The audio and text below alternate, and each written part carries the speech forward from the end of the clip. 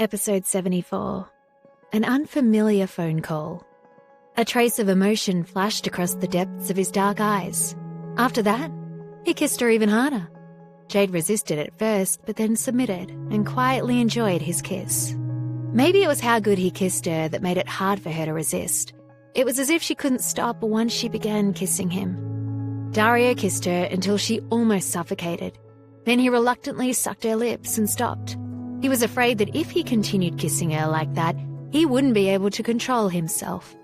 Jade's face was covered in red. She weakly leaned against his strong chest and panted gently. She felt her legs go weak. Fortunately, Dario's strong arms were supporting her. Otherwise, she would have collapsed on the ground. Dario, did you know that today I was paid more money than I ever have been before? I am very happy. It's always been you who gave me money. I wanted to give it to you as well. Jade buried her face in his chest as she told him her thoughts in embarrassment. A smile flashed across Dario's eyes.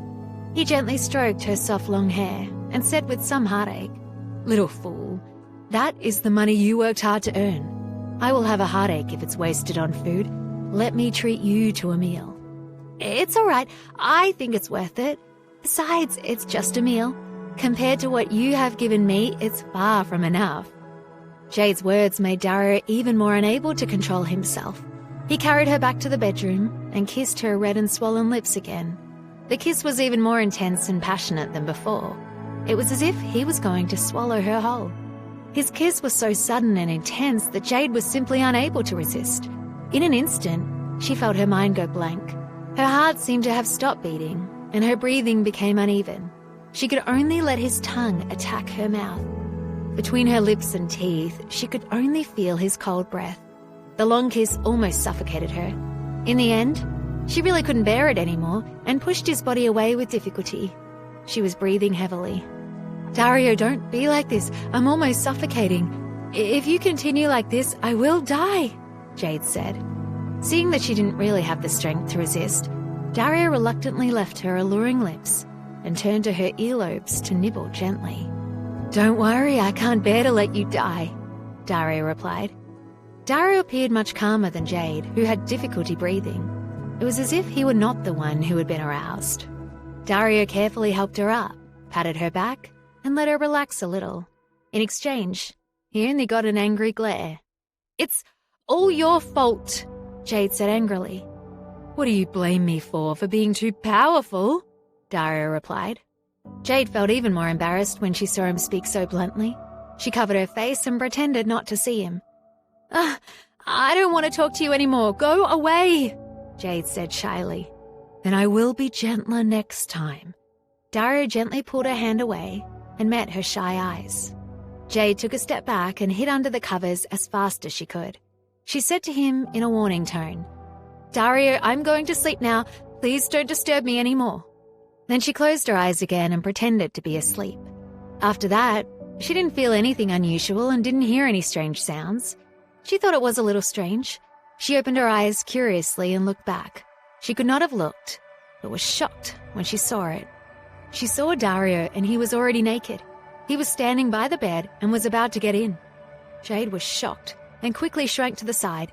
She cried out excitedly, "Dario, what do you want to do? You damn pervert. You damn ruffian." Dario, on the other hand, had a calm expression.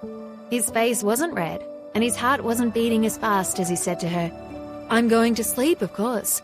Don't you know that sleeping naked is good for your body? I don't mind you sleeping with me." Jade widened her eyes and used all her strength to shout angrily, "I mind!" How could she forget that he liked sleeping naked? She was so scared that she immediately turned off the lights. If she hadn't been so scared, she would have been surprised to see his charming body.